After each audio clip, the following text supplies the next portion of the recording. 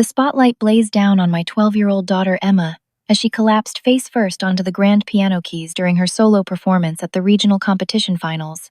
The jarring crash of notes echoed through the silent auditorium as her tiny body crumpled to the floor.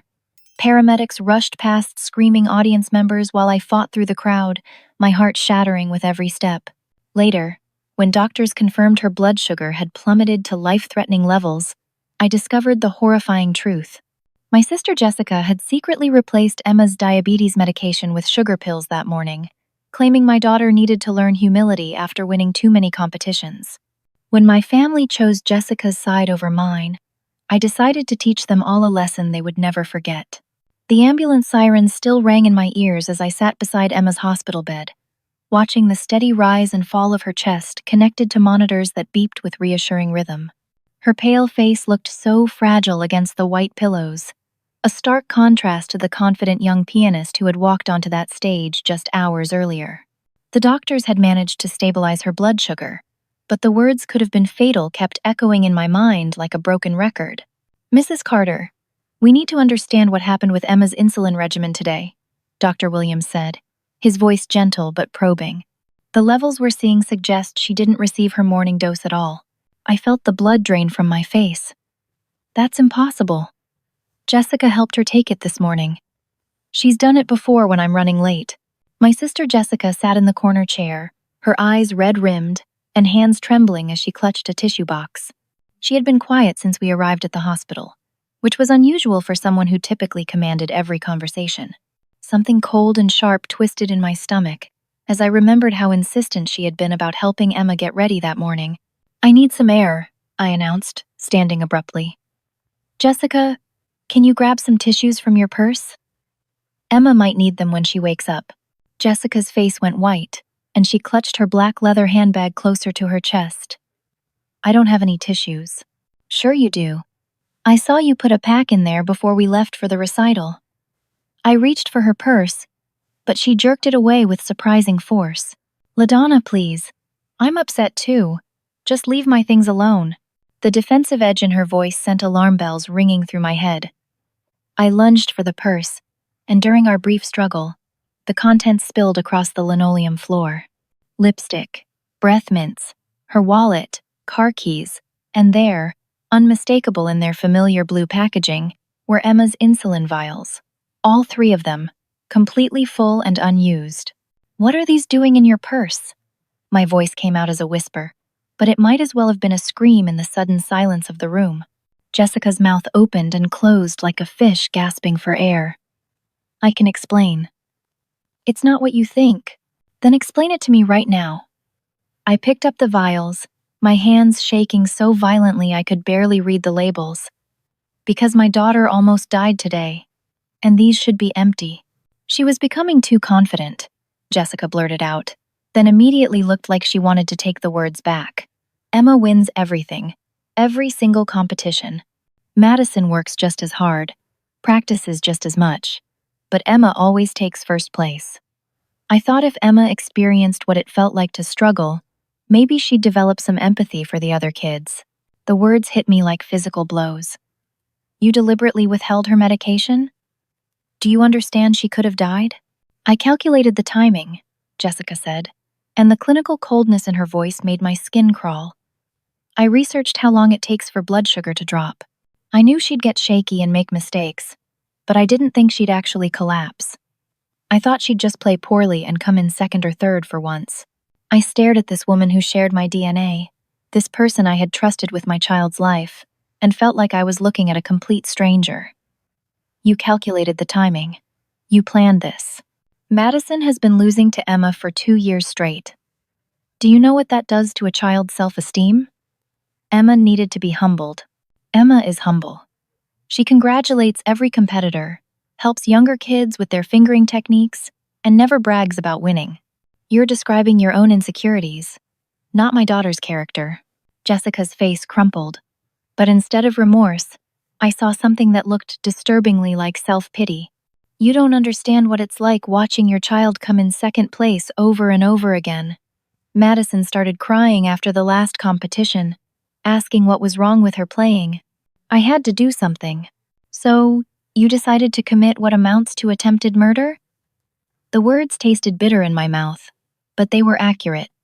You could have killed her, Jessica. Dr. Williams had been quietly observing our exchange, and now he stepped forward with grave concern etched across his features. I need to report this incident to the authorities. Deliberately withholding insulin from a diabetic child constitutes medical neglect and endangerment. Jessica's face went sheet white. You can't be serious. I'm her aunt. I would never really hurt Emma. You did hurt Emma, I said, my voice growing stronger with each word.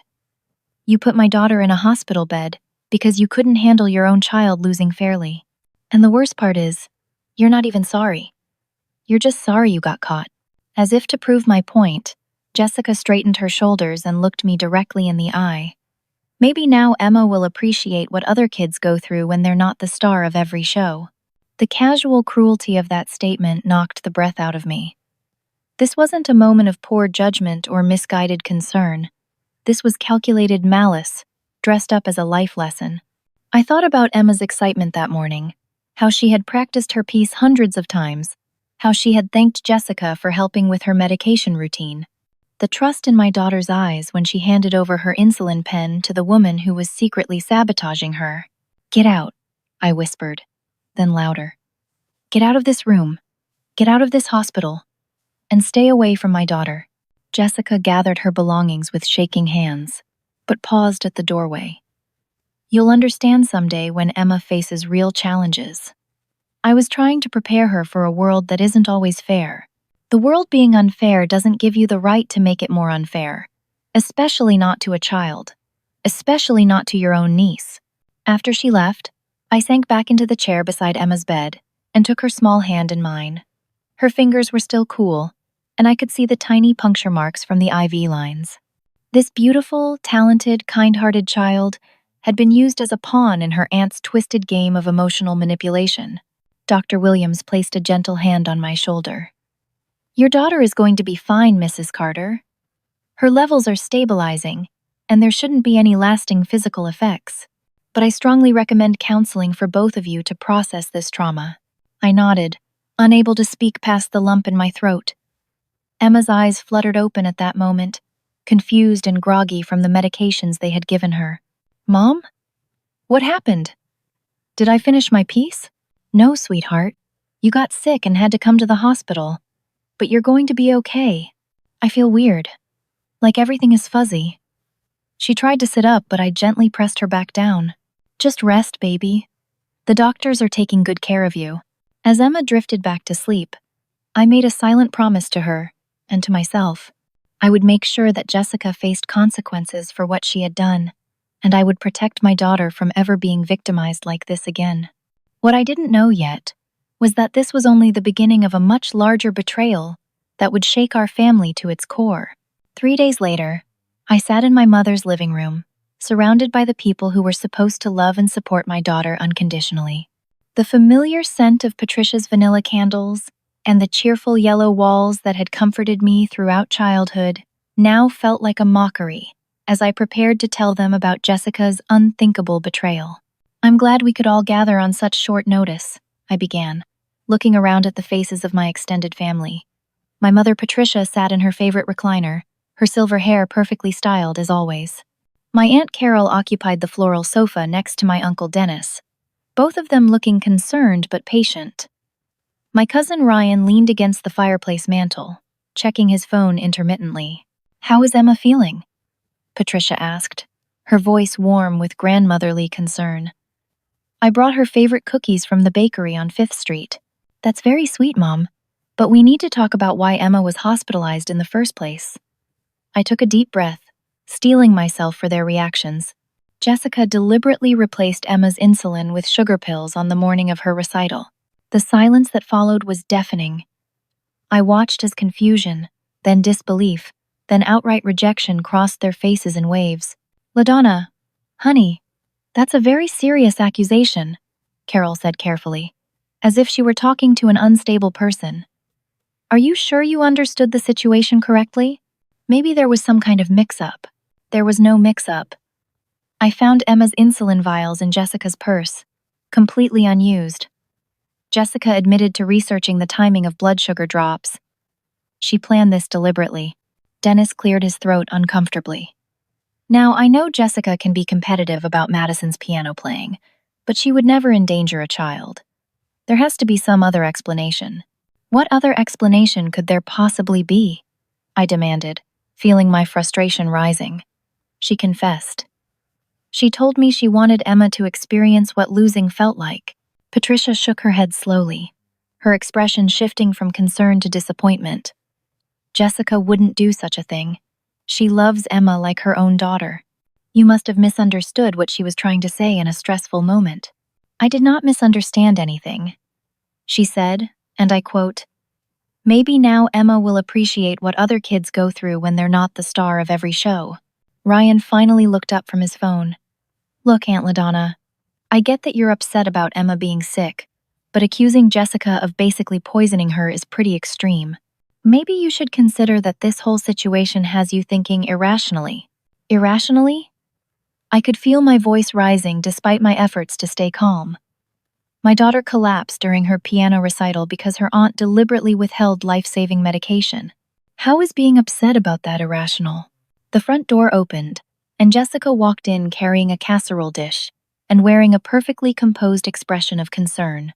She had clearly timed her arrival to interrupt my explanation, and I realized this gathering hadn't been as spontaneous as I had thought. "Oh, good. Everyone's here," Jessica said, setting the dish on the coffee table. "I brought Emma's favorite tuna noodle casserole for when she's feeling better." She turned to me with what appeared to be genuine sympathy. "LaDonna, I know you're looking for someone to blame for what happened to Emma, but accusing family members isn't going to help anyone heal." I stared at her in disbelief. "Are you seriously going to pretend this conversation never happened?" "What conversation?" Jessica tilted her head with perfect innocence. "You were hysterical at the hospital. You were grabbing at my purse and making wild accusations. I understand that trauma can make people imagine things that didn't actually happen." Patricia leaned forward in her chair. "Jessica, can you please tell us exactly what occurred that morning from your perspective?" "Of course," Jessica said, settling gracefully onto the couch. LaDonna was running late for Emma's hair appointment, so she asked me to help Emma with her morning routine. I gave Emma her insulin exactly as I've done several times before. Everything was completely normal. Then, during the recital, Emma suddenly collapsed, and LaDonna started screaming that it was somehow my fault. "That is not what happened," I said through gritted teeth. "You admitted to replacing her insulin with sugar pills." Jessica's eyes filled with tears. "I would never hurt Emma. She's like my own child." "I think the stress of seeing Emma collapse made you misremember our conversation. It happens to people in traumatic situations all the time." Carol reached over and patted Jessica's hand sympathetically. "Of course you wouldn't hurt Emma. We all know how much you care about both girls." "I cannot believe this," I said, standing up abruptly. "She is gaslighting all of you, and you're letting her do it." "LaDonna, sit down," Patricia said firmly. "This kind of behavior is exactly what Jessica was talking about. You're letting your emotions override your common sense." "My emotions?" "My daughter was hospitalized because of Jessica's deliberate actions. And you want me to pretend it never happened?" Dennis shifted uncomfortably in his seat. "Maybe we should all take a step back here. Family accusations like this can tear everyone apart. Even if there was some kind of misunderstanding about Emma's medication, I'm sure Jessica had good intentions." Good intentions? I felt like I was losing my mind. What good intention could possibly involve withholding insulin from a diabetic child? Jessica wiped a tear from her eye. "I think LaDonna is having some kind of breakdown. Being a single mother is incredibly stressful, and maybe this incident was just too much for her to handle rationally." "I am not having a breakdown, and I am not a single mother. Mark and I have been married for 3 years. But you were a single mother for most of Emma's life," Jessica continued smoothly. "And we all know how hard you've pushed Emma in these competitions. Maybe deep down you feel guilty about putting so much pressure on her, and you need someone else to blame when something goes wrong." The room fell silent as my family absorbed this twisted version of events. I could see them nodding slightly, as if Jessica's explanation made more sense than the truth I was telling them. Patricia stood up and walked over to put her arms around Jessica. Sweetheart, I think you should forgive your sister for these hurtful accusations. She's obviously not herself right now. Of course I forgive her, Jessica said magnanimously. I just want our family to heal from this tragedy. I looked around the room at these people, who had known me my entire life, who had watched me raise Emma with love and dedication, who had celebrated her musical achievements and supported her through challenges. And every single one of them was choosing to believe Jessica's lies over my truth. Fine, I said quietly. If that's how you all feel, then I guess this conversation is over. LaDonna, wait, Patricia called as I headed for the door. You need to apologize to your sister. Family is the most important thing we have, and these accusations could destroy our relationships forever. I turned back to face them all, my heart breaking a little more with each word. You're right, Mom. Family is the most important thing, which is why I will never apologize for protecting my daughter from someone who deliberately endangered her life. As I walked out of that house, I heard Jessica's voice behind me, sweet and concerned. I hope she gets the help she needs. This kind of paranoid thinking isn't healthy for Emma to be around. That night, my husband Mark found me crying at our kitchen table, staring at the untouched casserole Jessica had brought. They didn't believe you, he said. And it wasn't a question. Worse than that, they made me feel like I was crazy for even suggesting it. Mark sat down beside me and took my hands. You're not crazy. I know what you saw, what you heard. We both know Jessica is lying.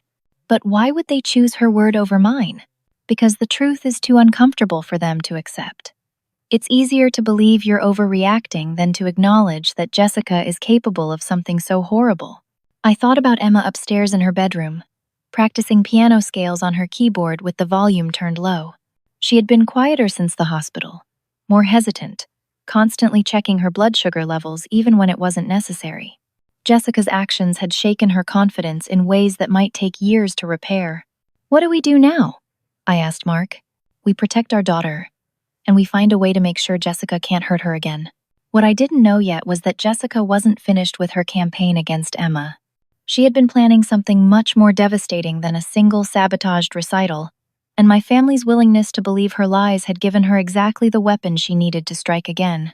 I refused to let Jessica's manipulation stand unchallenged, even if my own family preferred comfortable lies to painful truths. The next morning, I began systematically gathering evidence to prove what had really happened that terrible day. If they wouldn't believe my words, maybe they would believe documented facts.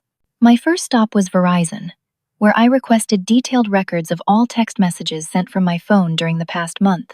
The young technician behind the counter looked sympathetic as I explained that I needed to verify certain communications for legal purposes.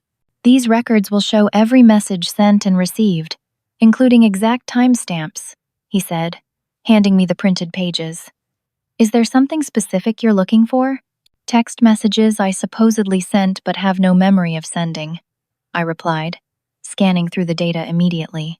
Just as I expected, there were no messages to Jessica asking her to help Emma learn to lose gracefully or anything remotely similar. The fabricated evidence Jessica had shown my family was completely fake. Next, I drove to Emma's piano studio to speak with Mrs. Rodriguez, her instructor for the past 4 years. The elderly woman welcomed me into her cozy teaching room filled with awards from former students and photos spanning decades of recitals. I heard about Emma's emergency at the competition, Mrs. Rodriguez said, her accent softening with concern. How is she recovering? Physically, she's fine, but I need to ask you about something sensitive. I chose my words carefully. Has my sister Jessica ever asked you detailed questions about Emma's performance schedule or preparation routines? Mrs. Rodriguez's expression shifted, and she clasped her hands together thoughtfully. Actually, yes. About 2 months ago, she called asking very specific questions about Emma's practice schedule, what time she usually arrives for lessons, how long before performances Emma typically takes her medication. She said she was planning a surprise for Emma and needed to coordinate the timing perfectly. My heart sank. What exactly did she want to know? She asked whether Emma ever gets nervous before big performances, what her symptoms look like when her blood sugar fluctuates, how quickly insulin typically takes effect. I thought it was sweet that she was being so attentive to Emma's needs. Did she ask about anything else? Mrs. Rodriguez hesitated. She also inquired about Emma's main competitors, particularly Madison. She wanted to know if I thought the competition between the cousins was healthy, or if it might be creating too much pressure for both girls. The calculated nature of Jessica's planning became clearer with every revelation. This hadn't been a spur-of-the-moment decision made in jealous anger. She had been researching and preparing for months. There's something else, Mrs. Rodriguez continued.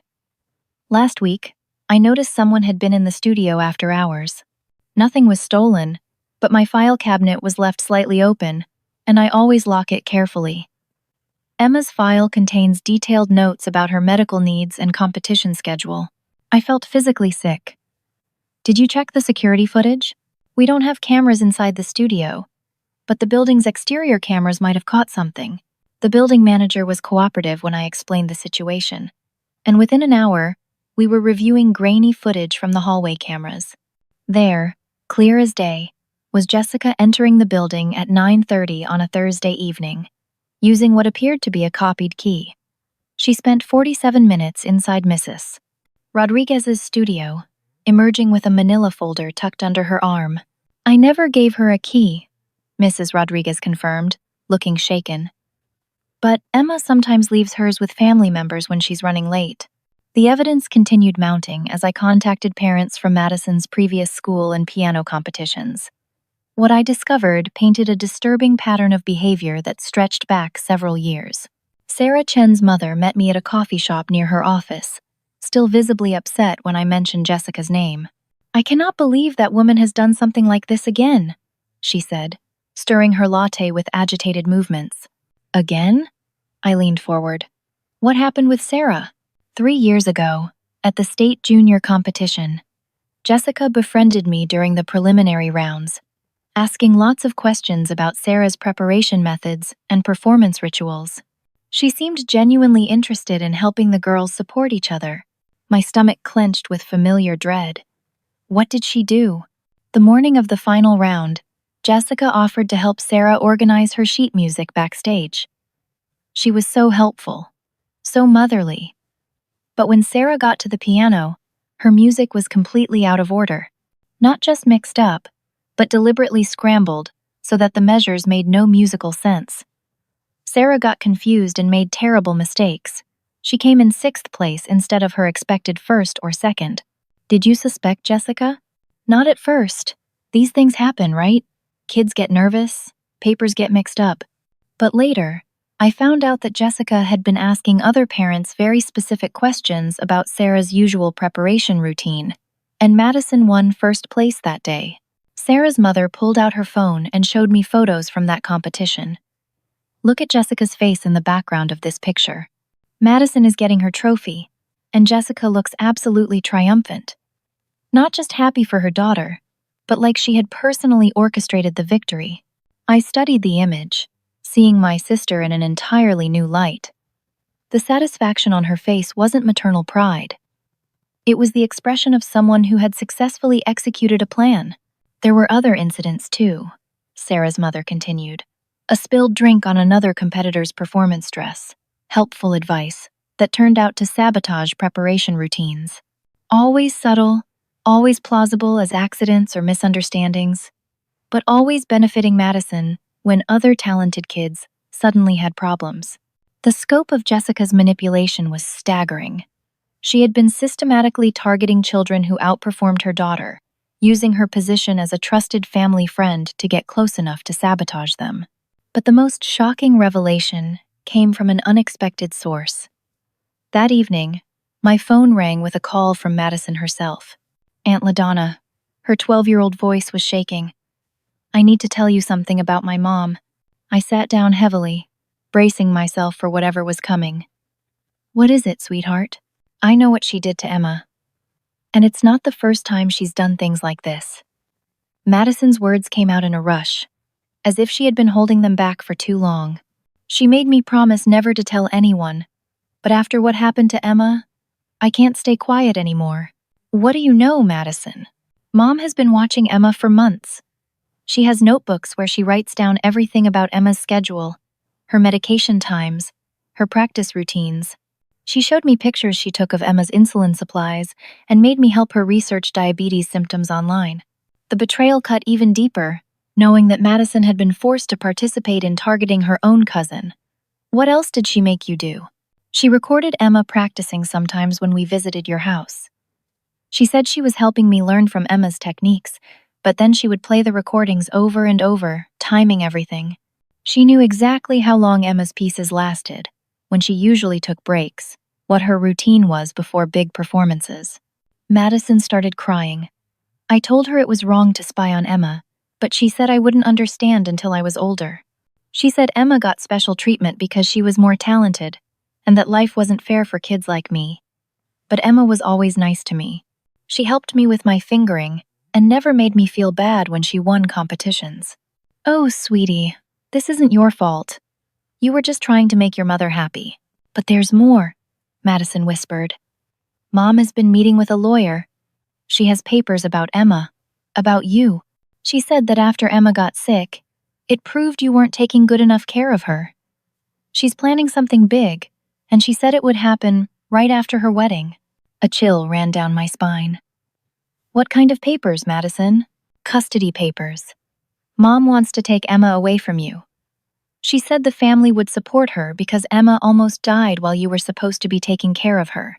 The room spun around me as the full scope of Jessica's plan became clear. The medication sabotage hadn't been just about making Emma lose a competition. It had been the first step in a much larger scheme to paint me as an unfit mother and gain custody of my daughter. Jessica had been building a case for months, and Emma's hospitalization was the crisis she needed to justify taking legal action. Madison, are you somewhere safe right now? I'm at Dad's house for the weekend. He doesn't know about any of this. Good. Don't say anything to your mother about our conversation yet. But I want you to know how brave you are for telling me the truth. After we hung up, I sat in my kitchen staring at the pile of evidence I had gathered.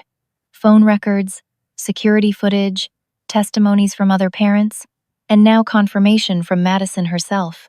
Jessica had orchestrated an elaborate campaign to harm Emma and destroy our family, all while positioning herself as the concerned aunt who could provide better care.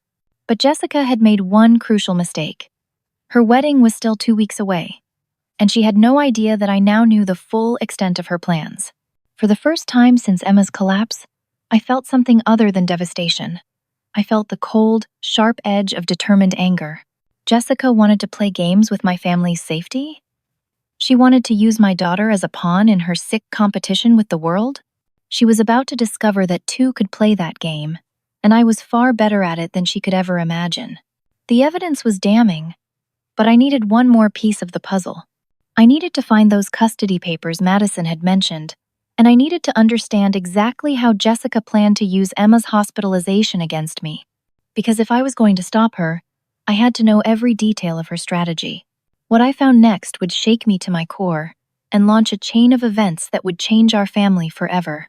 Armed with Madison's horrifying revelation about custody papers, I spent the next several days digging deeper into Jessica's methodical campaign against children who outperformed her daughter. What I uncovered was a web of manipulation so extensive and calculated that it bordered on the sociopathic. The breakthrough came when I contacted Jennifer Walsh, whose daughter Amy had competed against Madison 2 years earlier in a regional youth symphony audition. Jennifer agreed to meet me at a quiet restaurant outside town, away from any potential witnesses who might report back to Jessica. I wondered when someone would finally start connecting the dots, Jennifer said, sliding into the booth across from me with a thick folder in her hands. Amy still has nightmares about that audition. What happened? Jennifer opened the folder, revealing printed emails, photographs, and handwritten notes. Jessica approached me at a preliminary event, just like she did with all the other families. She was so charming, so interested in helping our daughters support each other through the competitive process. She invited us to playdates, offered to help with transportation, even brought homemade cookies to practice sessions. The familiar pattern made my stomach turn. She gained your trust to get closer to Amy. Exactly. She learned Amy's routines, her dietary restrictions, her pre-performance rituals. Jessica even offered to help Amy calm her nerves before the big audition, by teaching her some relaxation techniques she claimed to have learned from Madison's previous coaches. Jennifer pulled out a photograph showing Jessica demonstrating breathing exercises to a group of young musicians, including Amy. Her smile looked warm and motherly in the image, but knowing what I knew now made her expression appear sinister and predatory. The morning of the audition, Jessica volunteered to help supervise the warm-up room where all the kids were practicing. She brought special herbal tea that she said would help calm everyone's nerves and improve their focus. I felt the blood drain from my face. She drugged them? Not all of them. Just the ones she considered threats to Madison's chances. Amy drank the tea, and within 20 minutes was so dizzy and nauseous she could barely stand, let alone perform a complex violin piece. 2 other children had similar reactions. Did anyone investigate? We tried, but Jessica was so helpful during the crisis. She called paramedics, comforted the sick children, and even suggested that the stress of competition might be too intense for some kids. The event organizers were focused on getting medical help, not figuring out what had caused the sudden illnesses. Jennifer showed me copies of emails Jessica had sent to other parents afterward, expressing concern about children being pushed too hard by ambitious parents. She had positioned herself as an advocate for child welfare, while simultaneously being the cause of their suffering. Madison won first place that day, Jennifer continued, and Jessica made sure to give a speech about how proud she was of all the children for trying their best, regardless of the outcome. She looked like the perfect supportive mother, while 3 kids were still recovering from whatever she had put in that tea. The documents Jennifer shared revealed something even more disturbing. Jessica had been keeping detailed files on dozens of young competitors, tracking their strengths, weaknesses, fears, and vulnerabilities. She had notes about which children had medical conditions, which parents were going through divorces, which families were struggling financially. Every piece of information was a potential weapon in her arsenal. "There's something else," Jennifer said, pulling out a manila envelope. After Amy's incident, I started paying closer attention to Jessica's behavior at other events. I began documenting what I observed and reaching out to other parents who had experienced strange coincidences around their children's competitions. The envelope contained testimonies from 7 different families, each describing suspicious incidents that had benefited Madison while harming her competitors. A young pianist whose music stand mysteriously collapsed during her performance. A violinist whose bow was tampered with, causing humiliating squeaking sounds during his audition. A cellist who discovered her instrument had been deliberately detuned right before her solo. The pattern was always the same, Jennifer explained. Jessica would befriend the families, learn their children's routines and vulnerabilities, then create problems that appeared accidental, but were clearly orchestrated. And she always had perfect alibis because she was helping organize or supervise the events. As I read through the testimonies, I realized that Jessica's obsession went far beyond normal maternal competitiveness. She was systematically destroying children's confidence and opportunities to feed her own desperate need for Madison to succeed. The medication sabotage with Emma was just the latest and most dangerous escalation in a pattern of psychological warfare against innocent kids. Why didn't anyone report this to the authorities? We tried, but proving deliberate sabotage is nearly impossible when someone is as careful as Jessica. She never left fingerprints, never sent threatening messages, never did anything that couldn't be explained as coincidence or accident. And she was always the first person to offer sympathy and support to the victims. Jennifer pulled out her phone and showed me a recording she had made secretly at a competition the previous year. In the grainy video, Jessica could be seen approaching the instrument storage area, where contestants' equipment was kept during breaks. She glanced around cautiously before opening a violin case and doing something to the strings that wasn't clearly visible. "That girl's violin snapped a string during her performance 15 minutes later," Jennifer said. Jessica was the first person to rush on stage and comfort the crying child, suggesting that the pressure of competition might be too much for someone so young. The calculated cruelty of it made me physically sick. Jessica wasn't just sabotaging competitions, she was emotionally manipulating vulnerable children in their moments of devastation, positioning herself as a caring adult while being the secret cause of their pain. "There's more," Jennifer continued. "I've been in contact with families from Madison's previous school district. The problems didn't start with music competitions. Jessica has been doing this since Madison was in elementary school, targeting any child who outperformed her daughter academically, socially, or artistically. She showed me printed screenshots of social media posts Jessica had made over the years, carefully crafted to appear supportive while subtly undermining other children's achievements. Comments like "Madison is so proud of her friend Emma's piano skills," even though some kids just seem to have natural advantages that make competing difficult for everyone else, and "it's wonderful when children learn to appreciate different types of success, not just the kind that gets trophies."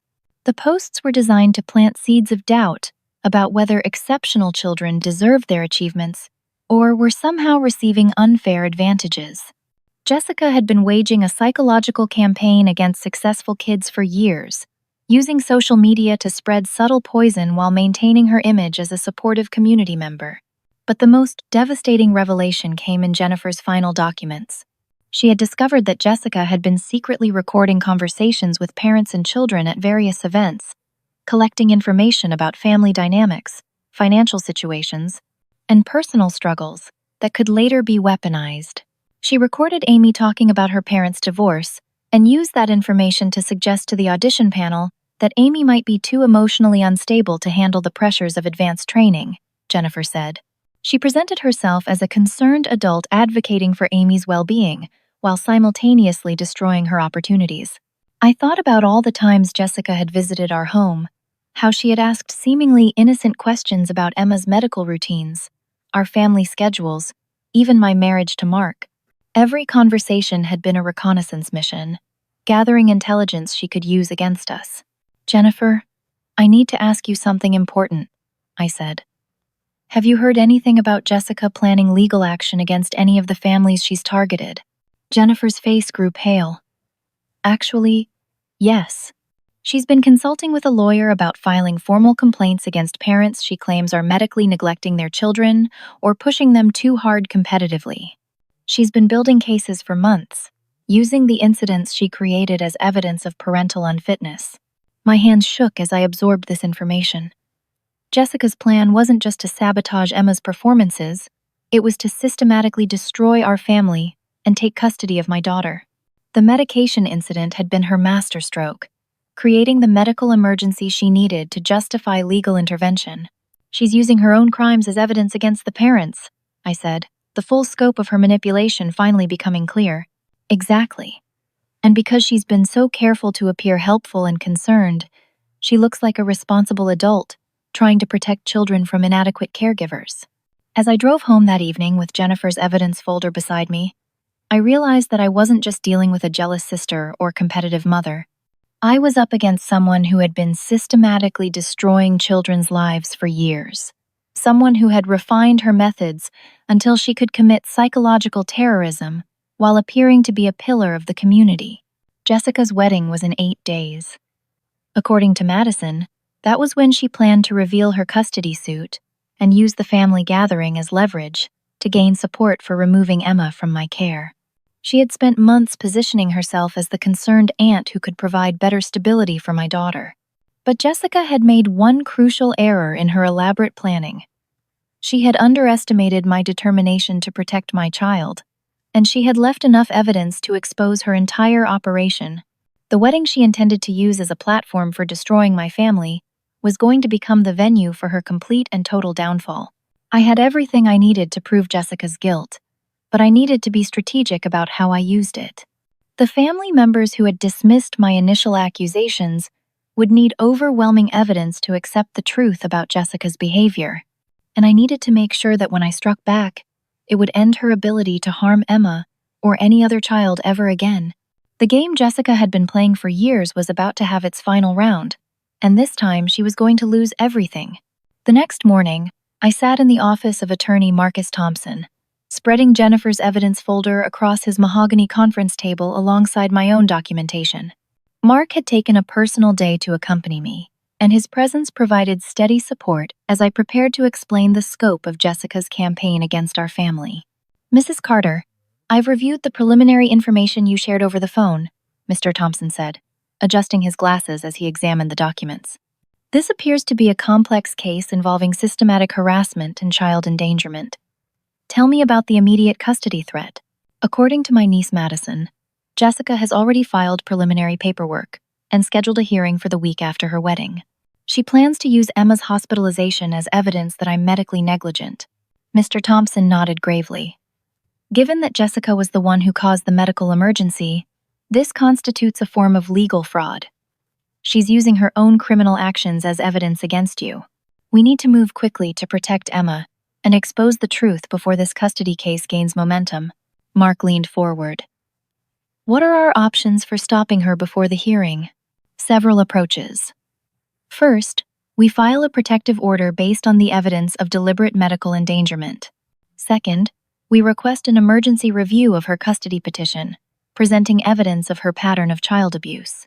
Third, we coordinate with Child Protective Services to investigate Jessica's fitness as a parent to Madison. The conversation continued for over an hour as we mapped out a legal strategy, but I knew that courtroom proceedings would take time we didn't have. Jessica's wedding was in 6 days, and she was planning to use that event to rally family support for her custody claim. I needed something more immediate and decisive. That afternoon, I made a discovery that changed everything. While researching Jessica's wedding plans online, I found that she had created a detailed website sharing the story of her engagement and upcoming marriage. But buried in the family photos and romantic timeline was something that made my heart stop. Jessica had established a crowdfunding page for her wedding expenses, and it had raised over $60,000 from extended family members, friends, colleagues, and acquaintances. The donations had come from people who believed they were supporting a loving couple's dream wedding, including significant contributions from my own relatives. More importantly, the funds were being held in a joint account that Jessica shared with her fiancé David. According to the banking terms I found in the fine print, either account holder could access the money, but major withdrawals required documentation of wedding-related expenses. I stared at the computer screen, realizing that Jessica's wedding fund represented her moment of maximum financial vulnerability. She had collected thousands of dollars from people who trusted her, money that was specifically designated for creating her perfect day. If those donors discovered that their contributions were supporting someone who deliberately endangered children, the social and financial consequences would be devastating. That evening, I called an emergency meeting with Mark to finalize my plan. We sat at our kitchen table, with laptop computers, legal documents, and a bottle of wine that remained untouched, as we worked through the details of what I was about to do. "Are you absolutely sure about this approach?" Mark asked, reviewing the timeline we had created. "Once you trigger this sequence of events, there's no going back. Jessica has been destroying children's lives for years while positioning herself as their protector. She's planning to steal our daughter using her own crimes as justification. I'm not just going to sit back and hope the legal system moves fast enough to stop her." Mark studied the evidence we had compiled: phone records, security footage, victim testimonies, Madison's witness account, medical records, and Jessica's own recorded conversations. The documentation was overwhelming and undeniable. "The wedding gives us a unique opportunity," I continued. 200 guests, including everyone who donated to her fund and all the family members who refused to believe my accusations. Public exposure will accomplish what private confrontations couldn't. And you're certain David doesn't know about Jessica's behavior? According to Madison, Jessica has kept her activities completely hidden from him.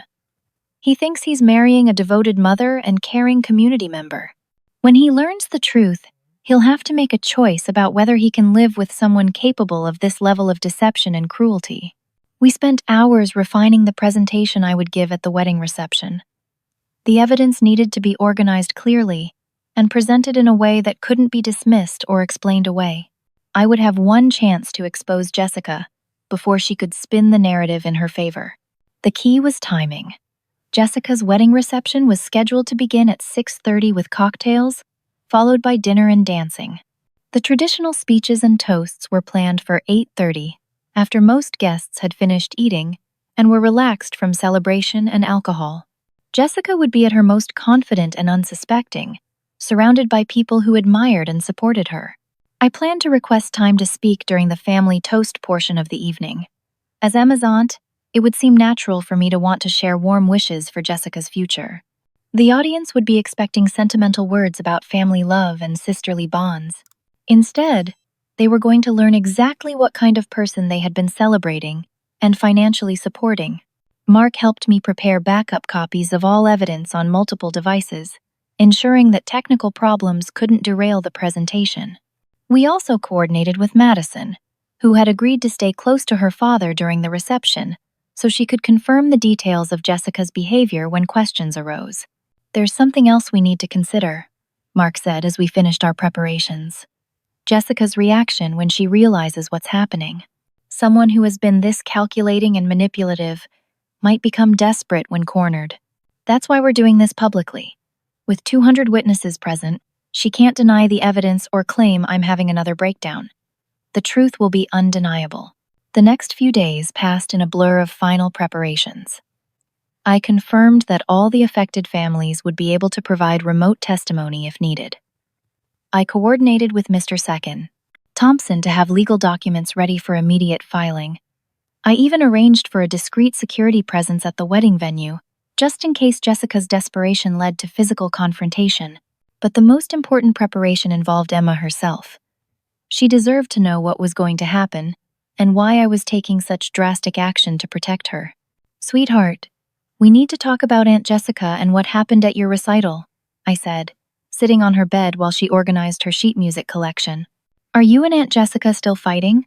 Emma asked, not looking up from her work. "It's more serious than fighting, baby. Aunt Jessica did something very dangerous to you, and I need to make sure she can't do it again to you or any other kids." I explained the situation in age-appropriate terms, focusing on the fact that adults should never hurt children even when they're feeling jealous or competitive. Emma listened quietly, occasionally asking clarifying questions that showed she was processing the information maturely. "Will Aunt Jessica go to jail?" she finally asked. "I don't know what will happen to her, but I can promise you that she will never be able to hurt you again." Emma nodded solemnly. "I'm scared about going to the wedding. You don't have to go if you don't want to. This is about protecting you, not forcing you to face someone who hurt you. But I want to be there when you tell everyone the truth. Aunt Jessica made me think it was my fault that I got sick. She should have to say sorry in front of everyone." My daughter's courage humbled me. Even after everything Jessica had put her through, Emma was thinking about justice and accountability rather than revenge or avoidance. 2 days before the wedding, I received a text message from Jessica that made my blood run cold. "Looking forward to seeing you at the reception. I have some exciting news to share with the family about Emma's future. I think everyone will be very supportive of my plans." She was planning to announce her custody intentions at her own wedding reception, using the celebratory atmosphere and family gathering to pressure everyone into supporting her case against me. Jessica intended to frame her legal action as a loving intervention designed to provide Emma with better care and stability. But she had no idea that I had spent weeks gathering evidence of her crimes and planning her complete exposure. The wedding reception she intended to use as a platform for destroying my family was going to become the scene of her total humiliation and downfall. The pieces were in place. The evidence was irrefutable. The audience was guaranteed. In 48 hours, Jessica's years of manipulating and harming children would finally catch up with her in the most public and devastating way possible. I only hoped that when the dust settled, our family would be able to heal from the damage she had inflicted on all of us. The reception hall looked like something from a fairy tale, with ivory draping, crystal chandeliers, and hundreds of white roses creating an atmosphere of elegant celebration. Jessica had spared no expense for her dream wedding, and the $60,000 raised from family and friends was evident in every beautiful detail. 200 guests mingled with champagne glasses, admiring the elaborate decor while a string quartet played softly in the background. I stood near the entrance with Mark and Emma, watching Jessica hold court in the center of the room. She looked radiant in her fitted ivory gown, her hair swept into an elegant updo adorned with pearl accessories. David stood beside her in his navy suit, beaming with pride as relatives and friends offered congratulations and best wishes for their future together. "She looks so happy," Emma observed quietly, and I heard the confusion in her voice. It was difficult for a 12-year-old to reconcile this beautiful, joyful woman with someone capable of deliberately causing harm. "People aren't always who they appear to be on the surface, sweetheart," I replied, checking my phone for the time. 7:45. The formal dinner had concluded, and guests were transitioning into the toasting and dancing portion of the evening. Patricia approached us with a champagne flute in her hand, her face flushed with celebration and alcohol. "LaDonna, I'm so glad you came. Jessica was worried you might still be upset about that misunderstanding at the hospital." "Misunderstanding?" I repeated, keeping my voice neutral despite the rage burning in my chest. "She's such a caring person, always thinking about others, especially children. David is lucky to marry someone with such a big heart." Before I could respond, Jessica herself appeared at our group, gliding over with her perfect wedding smile. She looked directly at Emma with what appeared to be genuine warmth. "Emma, sweetheart, you look beautiful tonight. How are you feeling? I've been so worried about you since your little episode at the recital." Emma shifted closer to my side but answered politely, "I'm feeling better, thank you." "I'm so relieved. I keep thinking about how scary that must have been for everyone." Jessica's expression was the picture of concerned aunt, and I watched several relatives nodding approvingly at her thoughtful attention to Emma's well-being. "Actually, Jessica, I was hoping to speak during the family toasts tonight," I said. "I have some things I'd like to share about family and protecting the people we love." Jessica's eyes flickered with something that might have been suspicion, but her smile never wavered. "Of course. Family is so important, especially during celebrations like this." The DJ announced that the toasting portion of the evening was beginning, and guests gathered around the main table where microphones had been set up. David's best man spoke first, sharing funny stories about their college friendship. Jessica's maid of honor followed with sweet memories of their sisterhood since high school. Then it was time for family speeches. Uncle Dennis offered warm wishes for the couple's future. Aunt Carol shared touching words about watching Jessica grow from a little girl into a wonderful mother and wife. Patricia spoke about how proud she was of both her daughters and how much she looked forward to watching Jessica's new family flourish. Finally, the DJ called my name. I walked to the microphone carrying my tablet and a stack of printed documents, aware that every eye in the room was focused on me. Jessica stood near the head table, her face expectant and confident. "Thank you all for being here to celebrate Jessica and David's special day," I began, my voice carrying clearly through the sound system. "I want to talk about family tonight, about the bonds that connect us, and the responsibilities we have to protect each other, especially our children." The audience nodded approvingly, settling in for what they expected to be a sentimental speech about sisterly love and family values. 3 weeks ago, my daughter Emma collapsed during her piano recital because her blood sugar dropped to life-threatening levels, I continued. What I discovered afterward changed everything I thought I knew about my sister, and the lengths some people will go to when jealousy consumes them. The atmosphere in the room shifted subtly. Jessica's smile faltered, and I saw David glance at her with confusion. Jessica deliberately replaced Emma's insulin with sugar pills that morning, causing a diabetic emergency that could have killed my daughter. I held up the printed phone records. These are my complete text message records, which prove that the supposed messages Jessica showed our family asking her to help Emma learn to lose gracefully never existed. Gasps rippled through the audience. Jessica stepped forward, her face pale but her voice steady. "LaDonna, please don't do this here. You're having another breakdown." This is security footage from Emma's piano studio, showing Jessica breaking in after hours to steal Emma's medical information. I touched my tablet screen, and the grainy video began playing on the reception hall's display monitors.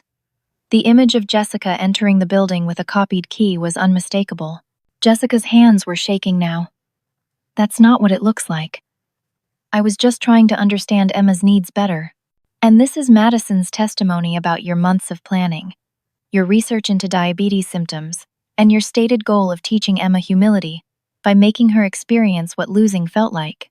I played the audio recording I had made of my conversation with Madison, her young voice clearly identifying her mother's deliberate actions and calculated timing. The silence in the room was deafening, as guests absorbed what they were hearing. David stared at Jessica in horror. "You deliberately poisoned a child? Your own niece?" "It wasn't poisoning," Jessica said desperately. "I just wanted her to understand that she doesn't always have to win everything." "But that's not all," I continued, opening Jennifer Walsh's evidence folder. Jessica has been systematically sabotaging children for years. Here are testimonies from 7 families whose children were harmed by Jessica's deliberate interventions in competitions and auditions. I read excerpts from the documented incidents. The tampered sheet music, the drugged tea, the damaged instruments, the psychological manipulation of vulnerable kids during their worst moments. With each revelation, the audience's shock deepened, and Jessica's carefully constructed image crumbled completely. "Mom, tell them it's not true," Madison called out from where she stood near her father. Her voice broke as she spoke. "Tell them you didn't really hurt all those kids." Jessica looked at her daughter with desperation. "Madison, you don't understand. Some children get advantages that others don't have. I was just trying to level the playing field. By drugging children and causing medical emergencies?" David's voice was incredulous. "By terrorizing kids who had the audacity to be talented?" The crowd was murmuring now, angry voices rising as the scope of Jessica's actions became clear. I saw several people pulling out their phones, likely researching their own children's interactions with Jessica over the years. "There's more," I said, and the room fell silent again. "Jessica has been building a custody case against me, planning to use Emma's hospitalization as evidence that I'm an unfit mother. She intended to announce this legal action tonight, using your celebration and support as pressure to take my daughter away from me." I held up the preliminary custody documents that Mr. Thompson had obtained through legal channels. She was going to frame herself as the caring aunt who could provide better stability for Emma, using her own crime as justification for removing Emma from my care. David stumbled backward as if he had been physically struck. "You were planning to steal custody of your niece? Using fake evidence? While we were on our honeymoon?" Jessica's composure finally shattered completely. "She doesn't deserve Emma. LaDonna pushes her too hard, creates too much pressure. Emma needs someone who understands what it's like when life isn't always fair. Emma needs someone who won't try to kill her out of jealousy," I replied coldly. The room erupted in chaos. Guests were shouting questions, demanding explanations, some calling for security. Several people were already heading for the exits, clearly unwilling to be associated with Jessica's actions any longer. Patricia pushed through the crowd to reach the microphone. "LaDonna, surely there's some explanation for all of this. Jessica would never deliberately harm a child. Mom, you've seen the evidence. You've heard Madison's testimony. You've watched the security footage. How much proof do you need before you're willing to acknowledge what Jessica is capable of?" David stepped forward to address the crowd. "Ladies and gentlemen, I had no knowledge of any of these allegations against Jessica. If even half of what LaDonna has presented is true, I cannot and will not marry someone who would endanger children." Jessica grabbed his arm desperately. "David, please. LaDonna is exaggerating everything.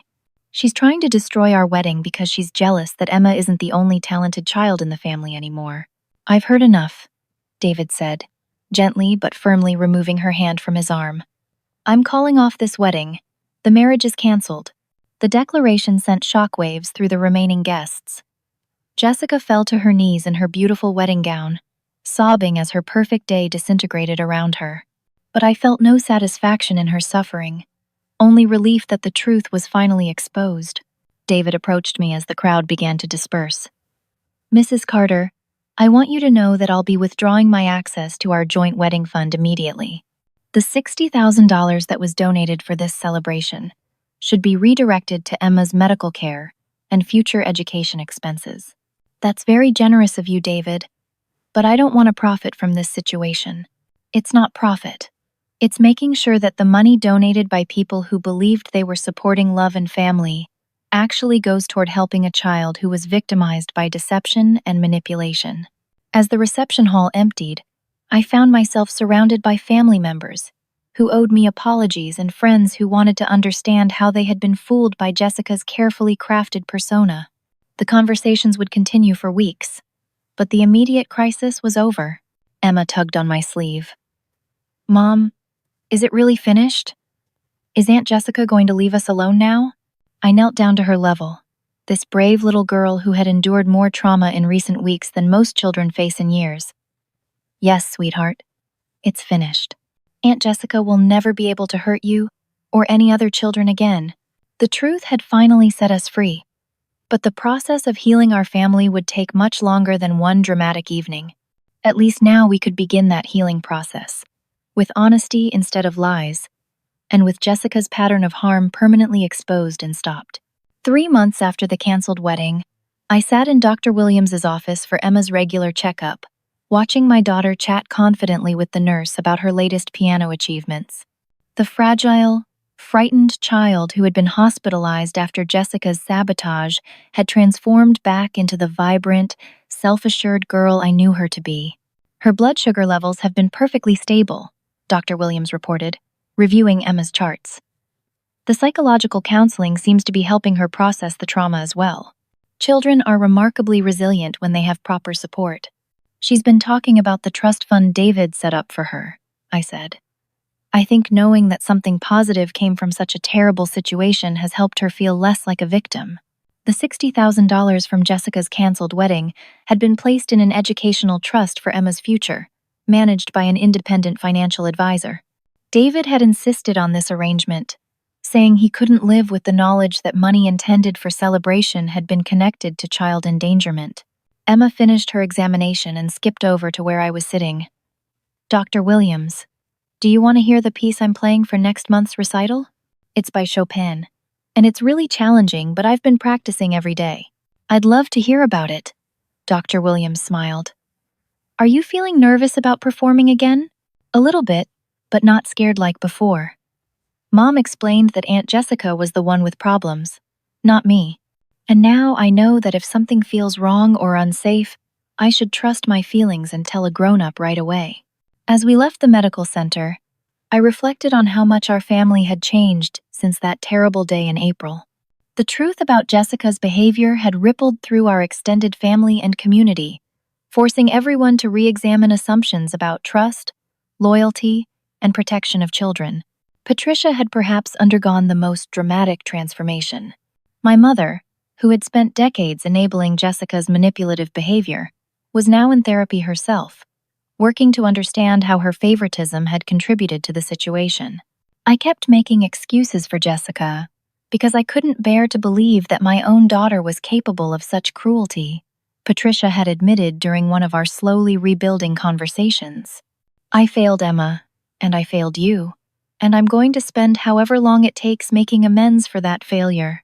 Patricia had voluntarily surrendered her visitation rights with Emma until she completed a family counseling program, recognizing that trust needed to be rebuilt gradually, rather than assumed automatically. It was painful for all of us, but necessary for Emma's sense of safety and security. Madison had moved in with her father permanently, a transition that seemed to be giving her the stability she needed to develop her own identity separate from her mother's obsessions. She still played piano, but now she also explored other interests like science club and volleyball, freed from the pressure to be constantly competing with Emma. Madison seems happier, Emma observed one afternoon when we encountered her at the grocery store with her father. She smiled at me like a real smile, not the nervous smile she used to have when her mom was around. The relationship between the cousins was slowly healing, though it would take time for them to fully trust each other again. Madison carried guilt about her forced participation in her mother's schemes, while Emma struggled to understand how someone she loved could have helped plan her harm. Weekly joint counseling sessions were helping both girls process these complex emotions. Jessica herself had entered a residential treatment program for personality disorders, a decision made partly voluntary and partly under court supervision following the criminal charges filed against her for child endangerment. The legal proceedings had been swift once the evidence was presented, with multiple families providing testimony about her pattern of targeting children.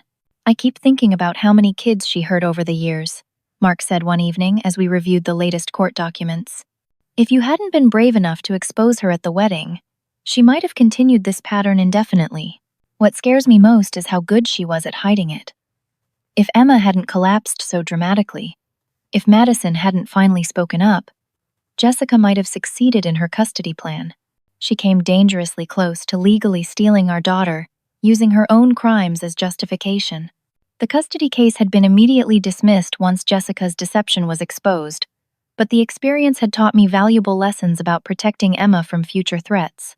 We had established new protocols for Emma's medical care, ensuring that multiple trusted adults were involved in her diabetes management, and that no single person could make critical decisions about her health without oversight. Emma's piano career had not only survived Jessica's attack, but had flourished in its aftermath. Her next recital would be performed with the support of Mrs. Rodriguez, who had enhanced her security protocols to prevent any future sabotage attempts. More importantly, Emma was playing with renewed joy and confidence, free from the underlying anxiety that had been growing during Jessica's months of surveillance and planning. "I'm proud of how Emma handled everything," I told Mark, as we watched our daughter practice scales in the living room. "She could have become fearful or given up music altogether, but instead she used this experience to become stronger and more aware of her own worth."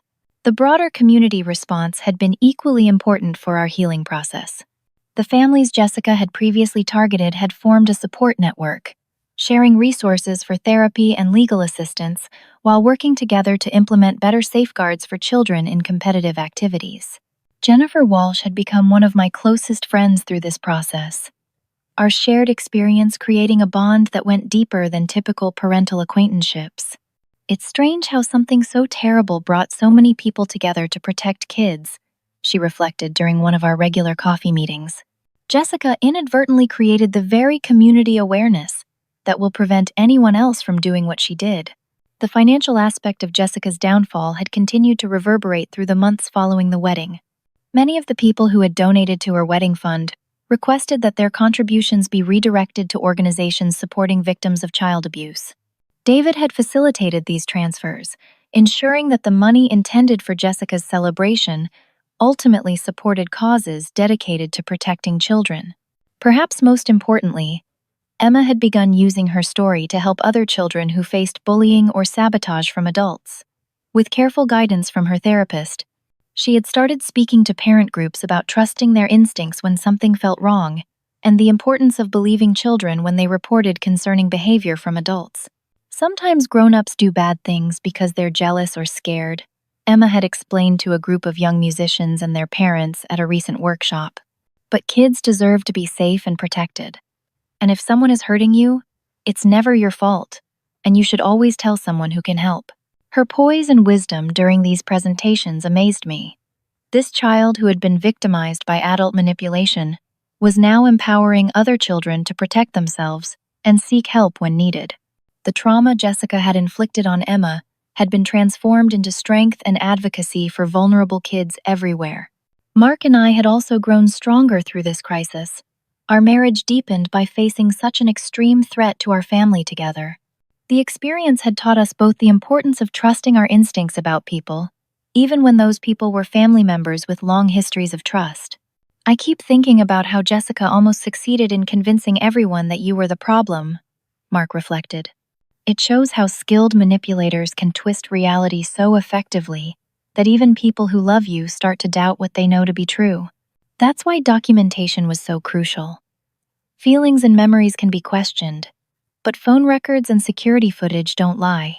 As autumn approached and Emma prepared for her first major recital since the incident, our family felt genuinely healed and stronger. The scars from Jessica's betrayal would always be with us, but they had been integrated into our story as lessons learned, rather than wounds that continued bleeding. The night before Emma's recital, she came to sit on our bed while Mark and I were reading. "I want to thank you for fighting for me," she said quietly. "I know it was scary to stand up to Aunt Jessica in front of everyone, but you did it anyway because you love me. You never have to thank me for protecting you, sweetheart. That's what mothers do." "I know, but I also know that not every kid has a mom who would be brave enough to do what you did.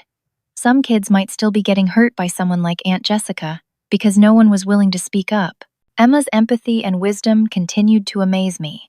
At 12 years old, she understood that her story was part of a larger conversation about protecting children and holding adults accountable for their actions, regardless of family relationships or social standing.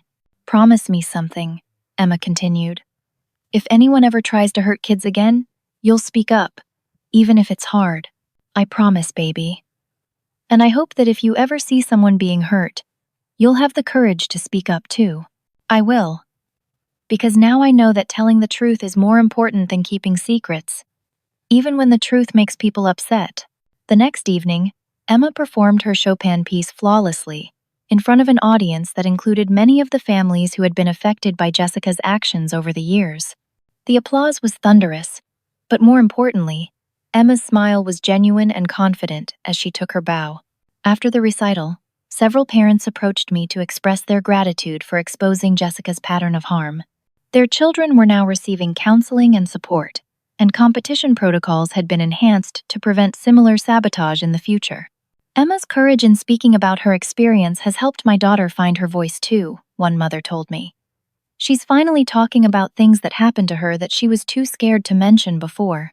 As we drove home that night with Emma chattering excitedly about her successful performance, I realized that our family had not just survived Jessica's attack, but had emerged stronger and more connected than ever.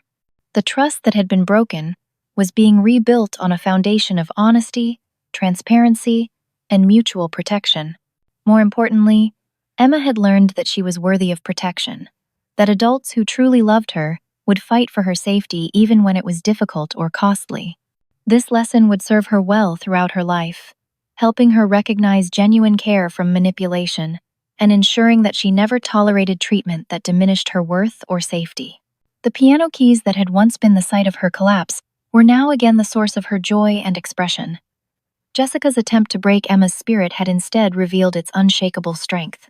As I tucked Emma into bed that night, she looked up at me with the clear, trusting eyes of a child who knew herself to be loved and protected.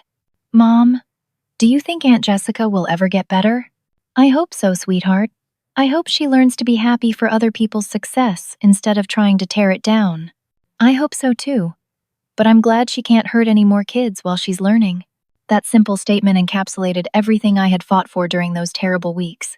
Justice, protection, and hope for healing, balanced with the realistic understanding that some people needed to be stopped before they could change.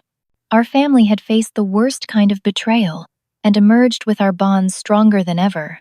Emma would grow up, knowing that she was worth fighting for, that truth was more powerful than manipulation, and that courage in the face of wrongdoing was not just admirable, but necessary. The lesson I hoped viewers would take from our story was this: when someone you love is in danger, trust your instincts and fight for the truth, even when it's painful, and even when it costs you relationships with people who prefer comfortable lies to difficult realities. Children depend on the adults in their lives to protect them from harm, and that responsibility is more important than family loyalty, social peace, or personal comfort. Have you ever had to choose between keeping peace in your family and protecting someone you love from harm? How did you find the courage to do the right thing when it meant facing difficult consequences? Please share your thoughts in the comments below. And if this story resonated with you, please like this video, subscribe to my channel for more true stories about family challenges and personal growth, and share this with anyone who might need to hear about the importance of standing up for those who cannot protect themselves.